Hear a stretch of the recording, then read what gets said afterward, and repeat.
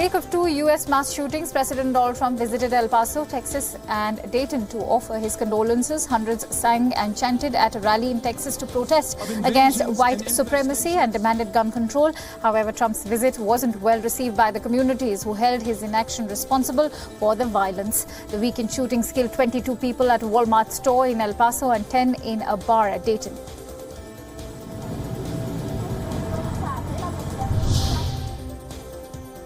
Newly appointed British Foreign Secretary Dominic Raab is on a visit to the United States. At a joint press conference alongside the US Secretary of State, Raab said that the new government is quote-unquote absolutely resolved to leave the EU on October 31st. He added that Britain was looking to forge a free trade agreement with the US as soon as possible after the 31st of October this year. Pompeo said that the US was committed to respecting Britain's decision on Brexit. He reiterated that the administration would pursue a free trade agreement after Brexit.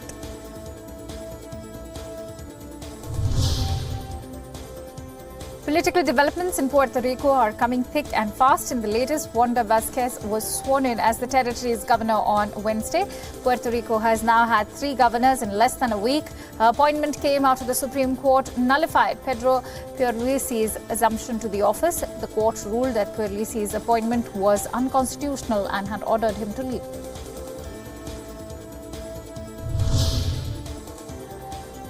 Thousands of pro-government Venezuelans marched through the streets of Caracas on Wednesday. The march was to show support for President Nicolas Maduro. This after the U.S. announced a freeze on Venezuelan assets in a bid to topple over Maduro's government. Maduro, though, has said that the nation would emerge out of the situation.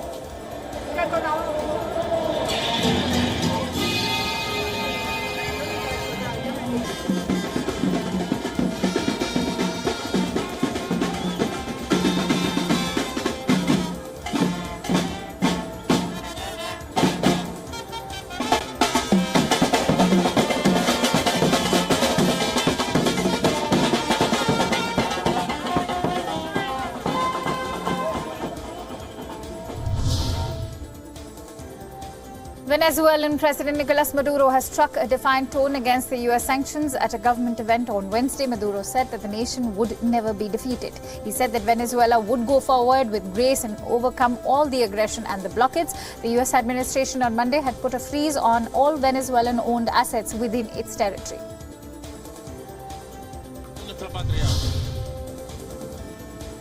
14 people were killed and 145 injured after a suicide attacker detonated a car bomb outside a police station in Afghan's capital of Kabul. The bomb went off when a vehicle was stopped at a checkpoint outside the police station. The Taliban has claimed responsibility for this attack. Blasts continue to jolt Kabul, even though the Taliban and the United States appear close to a historic pact for withdrawal of U.S. troops. The step is expected to come if Taliban promises that the country would not be used as a base to plot terror attacks. The blast came a day after the Taliban called for a boycott of a September 28th presidential election.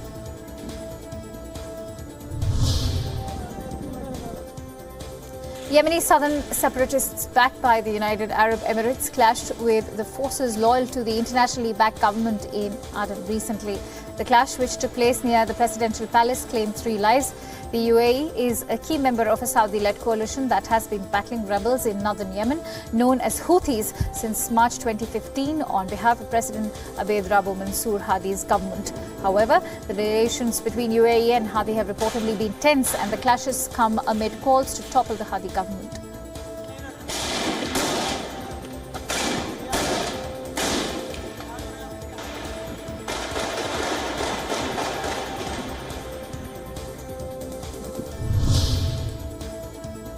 Turkish President Recep Tayyip Erdogan recently said that Turkey will not accept the illegal annexation of Crimea. Erdogan was speaking at a joint news conference in Ankara alongside his Ukrainian counterpart Volodymyr Zelensky.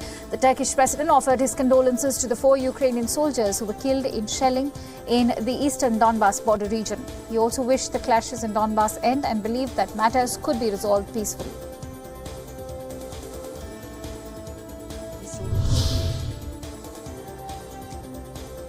The ex-girlfriend of the man who was allegedly responsible for mass shooting in Ohio has revealed some disturbing details. The woman said that there were warning signs that the accused had serious problems which were ignored by school and law enforcement agencies. The woman said that actions of the accused were always swept under the rug.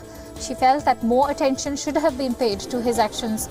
Authorities claim that the accused was known to have been a troubled youth in high school. He allegedly possessed a quote-unquote hit list of people he wanted to harm.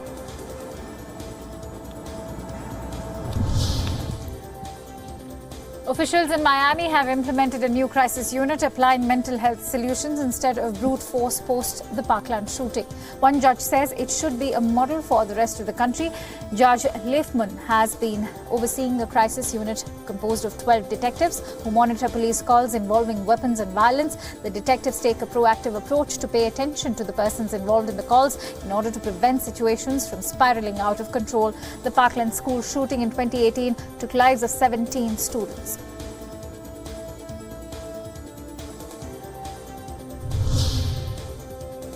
Spain's Coast Guard intercepted 161 migrants from the Mediterranean Sea on Wednesday. The migrants travelling in separate groups were transported to different port cities. Spain has become a major migrant destination, this especially after Italy closed its borders by bringing in strict immigration laws.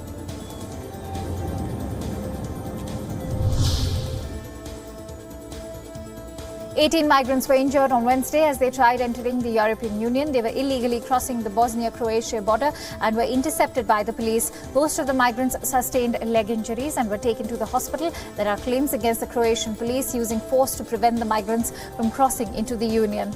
Croatian police has been denying all these claims.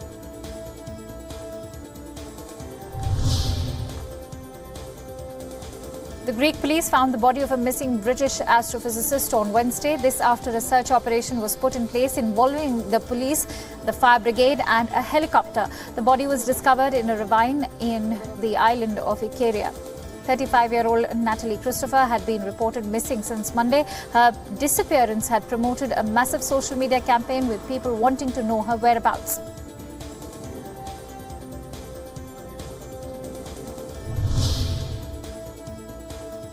Families of victims of the Christchurch mosque shooting search for peace and relief at the year's Hajj pilgrimage. A group of 200 victims and their families involved in the attack will be performing Hajj as the guests of the custodian of the two old mosques in Mecca and Medina.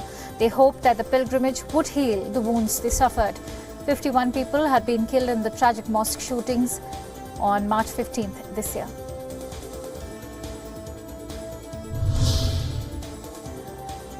Communists in Russia gathered outside the Central Election Commission in Moscow. People gathered to support those protesting against the exclusion of opposition candidates from Moscow's council elections. The issue has sparked protest and mass arrest in the Russian capital. A senior official of Russia's Communist Party said that natives of Moscow were outraged by lack of transparency in the first stage of elections. Valery Rushkin said that Muscovites demanded resignation of the chairman of the Moscow Election Commission. Russia's Communist Party demands release of those Muscovites who protested peacefully with no weapons.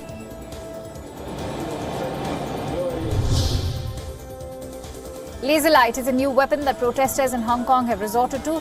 This unusual weapon is being used to protest against the arrest of a person who brought laser lights to a protest the night before. Hundreds of protesters gathered outside a museum and filled the area with green laser lights as a sign of resentment. Hong Kong police called the laser light pointers an offensive weapon. This isn't the first time when protesters in Hong Kong resorted to an unusual weapon for demonstrations. Large umbrellas have also played a key role in ongoing demonstrations, which protesters used to block tear gas and hide their identity.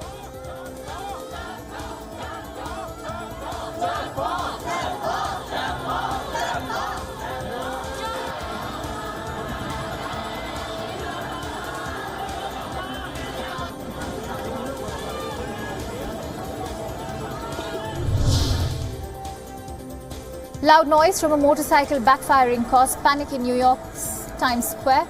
People immediately dispersed as they feared presence of an active shooter in the area.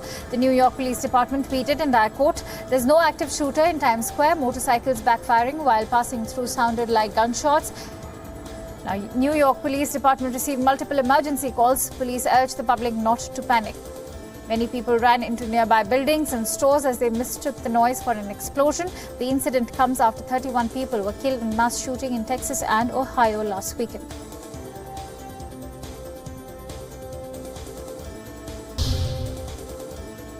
The Philippines' Department of Health has declared the dengue outbreak a national epidemic.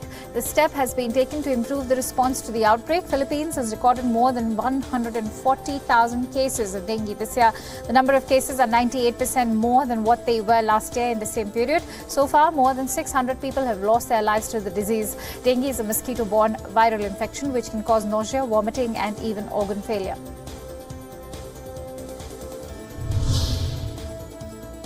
A Mexican official has blamed the theft of a gold coins worth $2.5 million from a government currency store on a security breakdown. CCTV footage showed 3 young men making off with 1,567 gold coins on Tuesday from the open vault of the currency store. The coins, known as centenarios, have a face value of 50 pesos but trade for 31,500 pesos in the market. The official said that employees were being questioned regarding the same.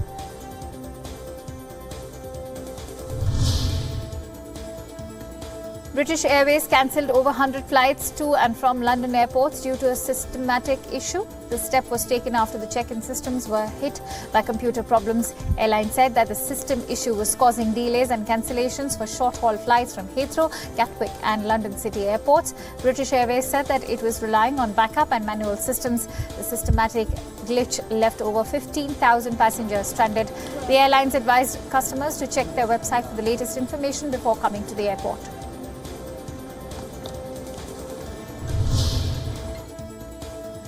Fire in Peru's Amazonas region are now threatening the ancient Kulap ruins in the area. Dozens of firefighters are continuously battling to contain the heavy fires. As per local media, firefighters have been using helicopters to drop water on the flames.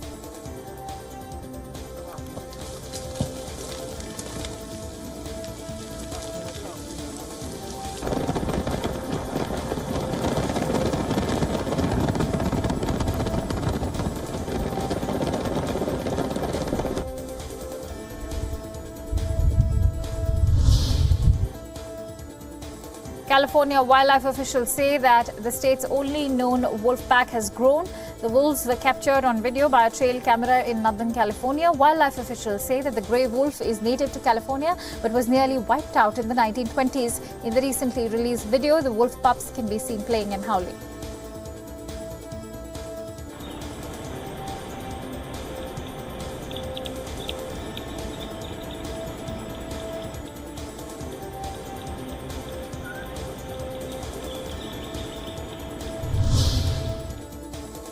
A 2-year-old girl was bitten on the arm by a bear at the Greater Vancouver Zoo. British Columbia Emergency Health Services said that the girl was admitted to hospital in serious condition. The zoo officials issued a statement saying that no animals will be euthanized as a result of this incident.